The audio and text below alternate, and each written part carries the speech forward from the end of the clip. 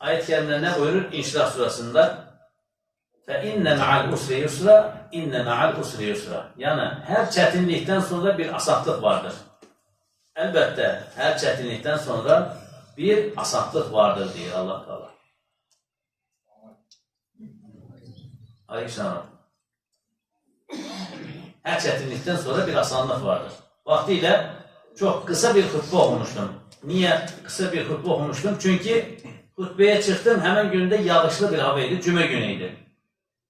Burada o kardeş kıyamda durdu, kardeş ondan biraz o yanda, pencerenin önünde, damcıdayında büzüşüp dayanan insanları gördüm. Oradan bir ayet okudum, tercümesini verdim ve hutbeni bitirdim, indim. Namazı kıldırdık kısa şekilde. Ondan sonra da cemaatten birisi dedi ki çok hoşuma geldi sen bu davranışın. Çölde cemaat ece çekiyor. O çetinlikten sonra o vakti damcı döneminde dayanan kardeşlerimiz indi xalçanın üzerinde, istipolun üzerinde namaz kılırlar. Her çetinlikten sonra bir asanlık vardı. Birileri engel oldu mu? Bu xeyir işine oldu. Allah rahmet eylesin. Bine kadının deputatı Hacı Madar rahmetli ne vardı? Ağırlığını ortaya koydu. Ora zenk, bura zenk. İcazə meselelerini halledi. Bugün biz isti döşemenin üzerinde, güzel xalçanın üzerinde namaz kılırıq. Hacı Madar rahmete gelir. Oturduğu, yattığı yerden sevap kazanır. Niye? Xeyre engel olmadı. O məscidin, əvvəlki köhnə məscidin o yerinin icazəsinin alınması, tikilməsinə də mərhum Hacı Madar köməkli eləmişdi. Rəhmətli Əli Civan rəhmətli. O caminin tikilməsi səbəbkarlıq eləyən insan. Bugün qırxlarda orada qəbrində yatır. Amma ona davamlı savab gəlir. Xeyrə öncüllük elədiyi üçün. Keçən il avqustda başladığımız o tikintiyə də mane oldular. Ne oldu? Allah razı olsun bir qardaş öne düştü, icazə aldı filan dedi. Tikildiyini qadınlarımız yuxarıda güzelce rahat dəst namazlanırlar, namazlarını qılırlar, söhbətlərinlər, dərslərini keçirlər. Altında cemaat orada gözəl rahat namaz qılır, çöldə qalmır. Xalçanın üzərində qılır, çöldə, soyuqda sitirləyərək qılmır. Digər işlər də elə.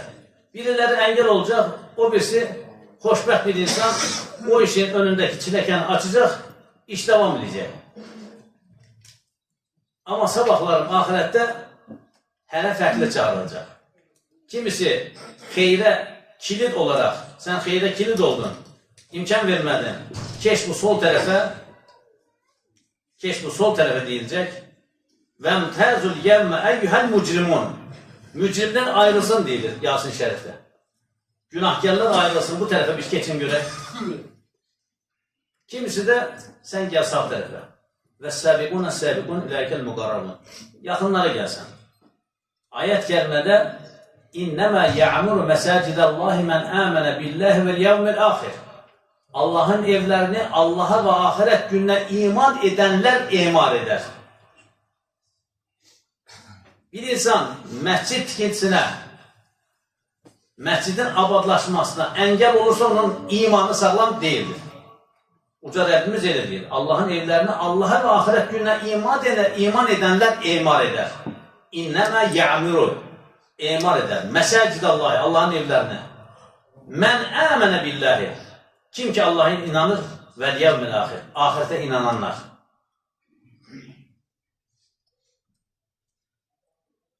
Hamımız müvəqqətiyik. İbrahim bin Ətəm Həzrətləri bir gün sarayında oturarkən damda görür səs gəlir. Sarayının damından səs gəlir. Soruşur ki, kimsən sən yuxarıda, damda nə gəlsən? Deyir ki, dəvələrimi axtarıram. Axmaq adam deyir, damda dəvə olur. Deyir, axmaq sənsən. İpək yastıqlarda, nə bilim, belə paltarlarda, dəbdəbəli şeylərdə Allah axtarırsan. Qeyb olur, gözdən itir adam. Bir gün də sonra gəlir sarayına, deyir ki, icazə ver, mən bu mehmanxanada yatım.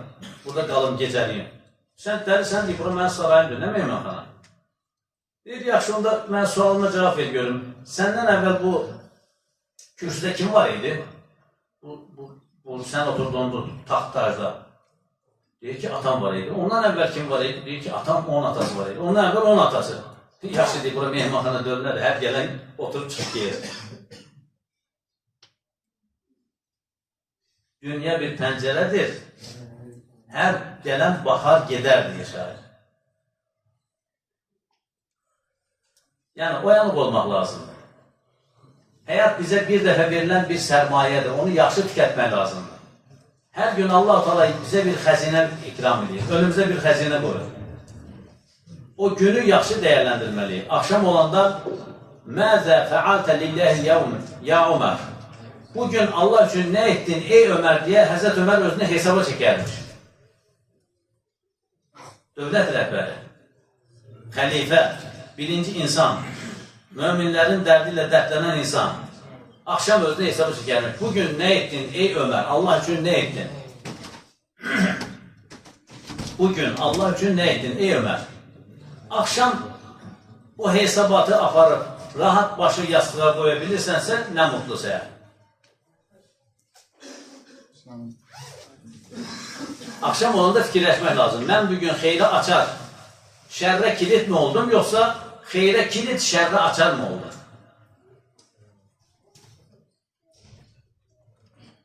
Dünən duymuşam, silin. Bir bölgənin bir rəhbəri vəzifədəykən çox nizamlı, intizamlı bir insan, arkasından çox şeylər danışırlarmış.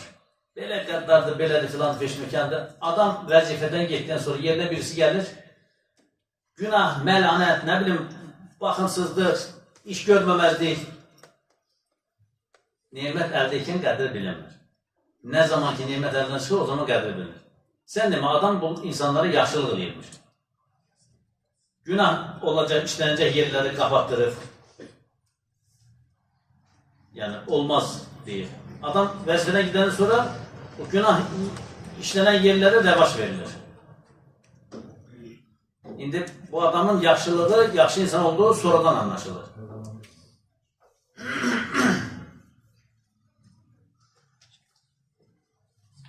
Son nəfəs harada və necə? Ali İmran surəsi 102-ci ayət. Ey iman edənlər, Allahdan ona yaraşır şəkildə qorxun, təqva sahib olun, ancaq müsəlmanlar olaraq can verin. Allah Teala deyir ki, yəni bu ölüm madəm bir dəfə olacaq, onu da Allah üçün eləyin. Ya eyyuhəl-ləzine əmən təqullahə. Ey iman edən, Allahdan qorxun, haqqa tüqatihi, ona yaraşır şəkildə və lə təmutunə illə və əntum müslümin. Öləcəksinizsə, müsəlman kimi ölün deyir. Yəni, əzəl-axır öləcək. Amma elə yaşamaq lazımdır ki, çünki Rasulullah s.ə.v buyurur ki, necə yaşayasınızsa elə ölürsünüz, necə ölürsünüzsə elə dirilirsiniz. Necə yaşayasınızsa elə ölürsünüz. Necə ölürsünüzsə elə dirilirsiniz. Yəni, çalışıb imanlı yaşayıb imanlı ölmək lazım. Hədis şərifdə, Müslimdə keçən bir hədisdə hər qul öldüyü hal üzərə dirildilir, buyurur Allah Resulü. Hər an hazır olmaq. Hökümdarın biri bir yerə getməyə hazırlanarkən üzərinə geyinmək üçün saysız əlbisələr içindən ən gözəlini və minmək üçün də bir çox at içindən ən rahvan və göstərişli olanı seçdi.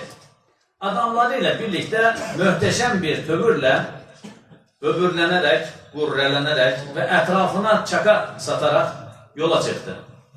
Yolda üstü başı pərişan biri atının yularına yapışdı, hökümdar xışımla bağırdı. Sən də kimsən? Mənim qarşımda kim olursan, çəkil önümlə. Adamcığaz isə sakincə cavabladı. Sənə söyləyəcəklərim var. Sənin üçün çox həyati bir məsələ. Hökümdar maraqla, qarışıq bir hiddətlə söylə görək deyincə adam gizlidir. Əyil də qulağına söyləyim dedi. Hökümdar əyildi, adam mən Əzrailəm, canını almağa gəldim dedi. Hökümdar bir anda nəyə uğradığını çaşdı, təlaşa qapıldı, aman dilənməyə başladı. Nə olur, biraz icazə ver dedi. Əzrail Aleyhisselam isə xeyr, sənə icazə yox. Ailənə də çata bilməyəcəksən dedi. Və oracaqda hökümdarın canını aldı. Daha sonra yoluna davam edən Əzrail Aleyhisselam salih bir mömin qul ilə qarşılaşdı. Ona salam verdikdən sonra səninlə bir işim var. Bunu sənə gizli söyləyəcəyim dedi və qulağına əyilərək özünün Əzrail olduğunu söylədi. Mömin qul buna sevindi və belə dedi. Xoş gəldin. Neçə zamandır səni gözləyirəm. Bütün qeyrətim, nöqsanlarımı və qusurlarımı bərtaraf edib, ölüm anımı gözəlləşdirə bilmək üçün daima son nəfəsimin əndişəsi və hazırlığı içində idim.